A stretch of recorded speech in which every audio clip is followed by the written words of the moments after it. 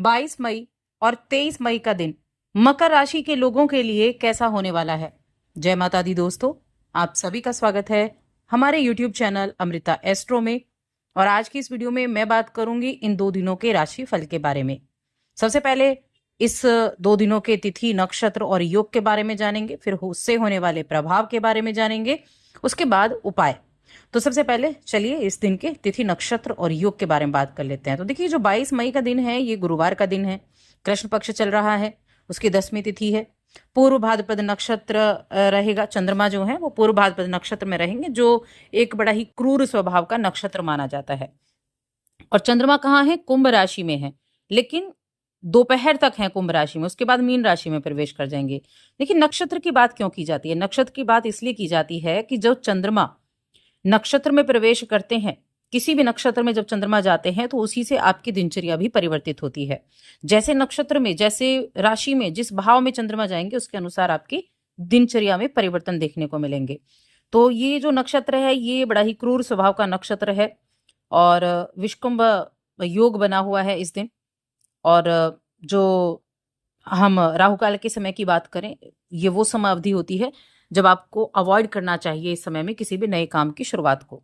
ये समय रहेगा दोपहर 2 बजे से 3:44 तक। अब जो 23 मई का दिन है ये बड़ा ही उत्तम दिन है, क्योंकि ये कृष्ण पक्ष की एकादशी तिथि अपरा एकादशी है और शुक्रवार का दिन है। उत्तर भाद्रपद नक्षत्र और प्रीति नाम का योग बनेगा। अब ये योग भी ठीक है, ये नक्षत्र भी अच्छा है, चंद्रमा मीन राशि में है, मीन राशि में चंद्रमा के साथ शनि है और शुक्रदेव भी है।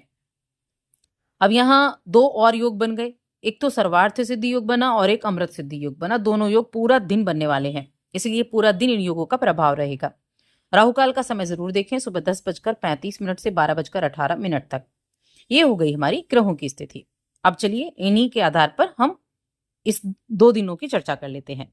तो आगे बढ़ने से पहले छोटा सा ही निवेदन है, चैनल पर आए हैं पहली बार, अभी तक चैनल को सब्सक्राइब नहीं किया है तो जरूर कर लें। अब ये जो 22 मई का दिन रहेगा, अगर हम आपकी हेल्थ के लिए देखें तो आपकी हेल्थ अच्छी है। एक तो आपकी जो राशि के स्वामी है वो तीसरे घर में है, राहु दूसरे घर में है। तीसरे घर में बैठकर राहु जो शनि है वो नवम भाव को देख रहे हैं। चंद्रमा भी आधा दिन की शुरुआत में तो आपके द्वितीय भाव में रहेंगे, अष्टम को देखेंगे, उसके बाद आपके तीसरे भाव में चले जाएंगे तो भाग्य भाव को देखेंगे। तो स्वास्थ्य आपका अच्छा रहेगा, एनर्जेटिक आप रहेंगे, उस एनर्जी का भरपूर तरीके से इस्तेमाल भी आप कर पाएंगे। यानी कि जिन कामों को सोचकर चलेंगे, जिन कामों को सोचकर उठेंगे कि आपको आज ये काम निपटाने हैं, उन सभी कामों पर आप अपना फोकस बना पाएंगे। या कह सकते हैं कि दिनचर्या बड़ी भागदौड़ भरी होने वाली है। अब ये जो कुछ, अगर आप ऐसे किसी काम से जुड़े थे, कोई आपकी डील वगैरह होनी थी, कोई ऐसा काम था जिसको एकदम उसका एंड चल रहा हो, तो उस अंतिम रूप के लिए, यानी कि उसे खत्म करने के लिए आज अच्छा दिन है। धन आने के अच्छे योग बने हुए हैं। शाम का समय काफी सुकून देने वाला रहेगा, खुश मिजाज रहेगा, अपनों के साथ बीतेगा। तो खुश मिजाज दिन बनेगा, शुरू होगी और खुश मिजाज दिन के साथ एंड होगा तो बड़ा अच्छा रहेगा। धन संपत्ति के मामले में मकर राशि के जातकों के लिए आज का दिन बहुत अच्छा रहने वाला है। चंद्रमा बेशक क्रूर नक्षत्र में है और साथ में आपके द्वितीय भाव में भी है, लेकिन दोपहर के बाद वो आपके तीसरे भाव में चले जाएंगे। अब देखिए, यहाँ जो स्थिति बनती है, यहाँ स्थिति ये बनती है कि अचानक से जो माइंड है ना वो आपका चेंज हो सकता है। करने कुछ और जा रहे थे और कर कुछ और लें, ऐसा हो सकता है। यानी निकले थे कहीं और के लिए, रास्ते में कोई मिल गया तो कहीं और चले गए, तो ऐसी चीजें जरूर हो सकती हैं।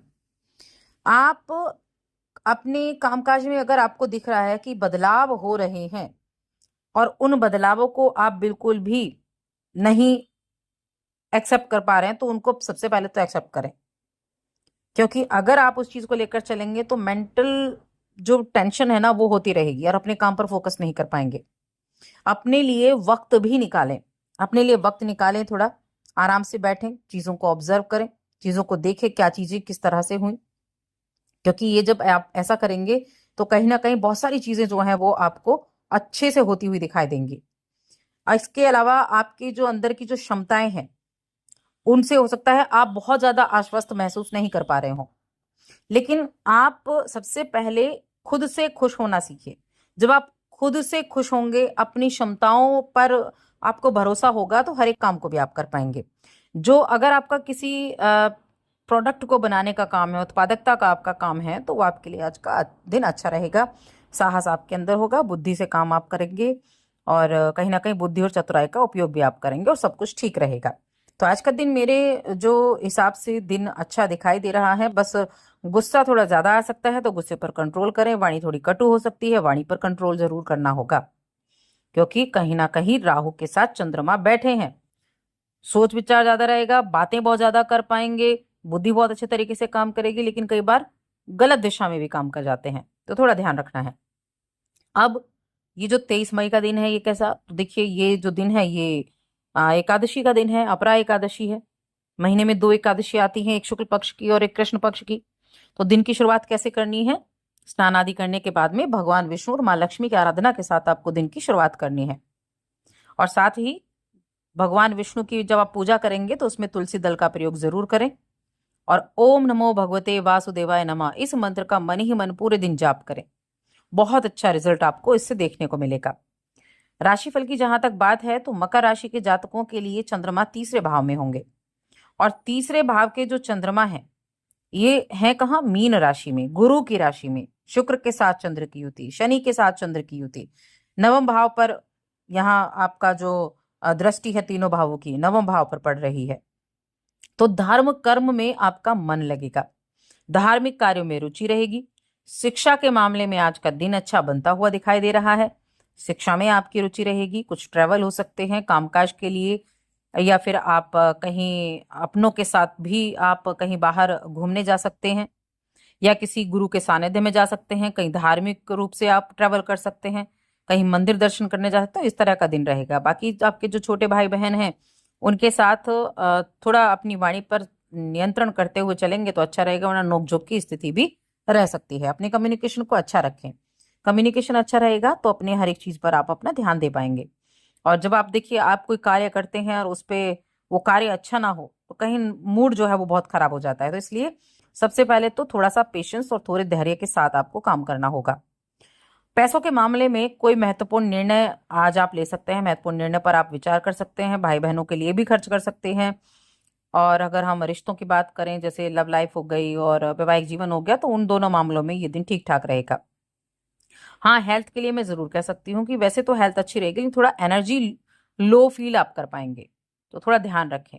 कंधे दर्द, गर्दन, इसके आसपास कहीं दर्द आपको मिल सकता है, तो उसका थोड़ा सा ध्यान रखेंगे। अपने से बड़ों का आशीर्वाद लेकर अगर काम करेंगे, कोई गुरु हैं आपके, गुरु तुल्य हैं या पिता हैं, उनका आशीर्वाद लेकर काम करेंगे तो उनके आशीर्वाद से काम आपके सारे पूरे होंगे। व्यवसायिक रूप से भी चीजें ठीक रहेंगी। और अपने दिन की शुरुआत थोड़ा सा मेडिटेशन के साथ भी करेंगे तो भी आप बहुत अधिक एक्टिव रहेंगे। वैसे भी ये एकादशी का दिन तो है ही, तो मेरे हिसाब से ये दिन भी आपके लिए ठीक ठाक होने वाला है। उपाय के लिए देखिए, मैंने आपको एकादशी का उपाय बताया, एकादशी के दिन आपको क्या करना है। इसके अलावा दोनों ही दिनों में अगर आप देखेंगे तो भगवान शिव की आराधना करना आपके लिए बहुत उपयुक्त रहेगा। भगवान विष्णु की भी करें जो एकादशी का दिन है, और साथ में भगवान शिव की आराधना यानी शिवलिंग पर अभिषेक आप जरूर करके आए, और साथ ही चैनल को सब्सक्राइब कर लें।